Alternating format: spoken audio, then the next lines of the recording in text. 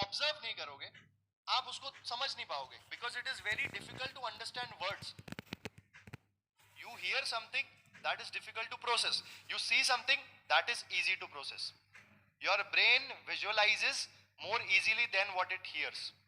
आप जो देखोगे वो आपको आराम से याद रहेगा, आपकी मेमोरी में ज्यादा रहेगा और समझ में भी बहुत जल्दी आएगा.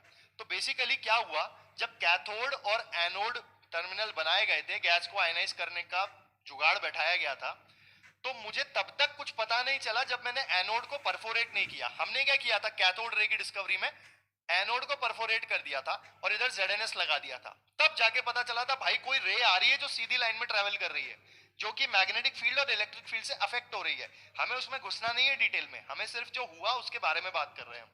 अब यही चीज सेम एनोड के साथ भी करके देखी कि एनोड में पहले जो गलती हुई थी कि पता नहीं लग रहा था रेस कहां से आ रही है और कहां जा रही है, ये गलती को टर्मिनेट करके एनोड टर्मिनल में निकलने वाली जो रेस थी कैथोड को परफोरेट कर दिया. अब कुछ सवाल ऐसा भी आ रहा होगा, सर कैथोड रे और एनोड रे एक टाइम पे निकल रही होंगी, क्या बीच में आके कोलाइड नहीं कर रही होंगी?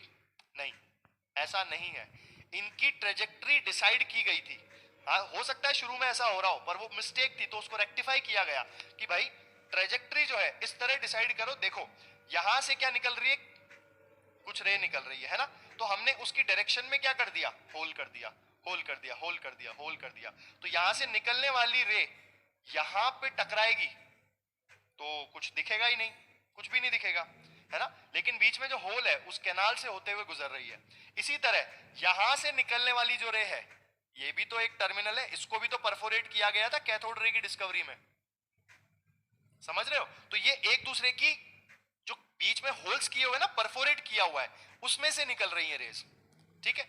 अब ये एनोड से निकली, ZNS पे सेम इफेक्ट शो किया जो कैथोड रे कर रही थी, इसीलिए इसको कैनाल रे भी कहा जाता है. ठीक है बेटा, आगे बढ़ा जाए. एंड इसका नेचर कैसा था, opposite to that of negative, इसीलिए इसको क्या कहा गया, पॉजिटिव रे या फिर कैनाल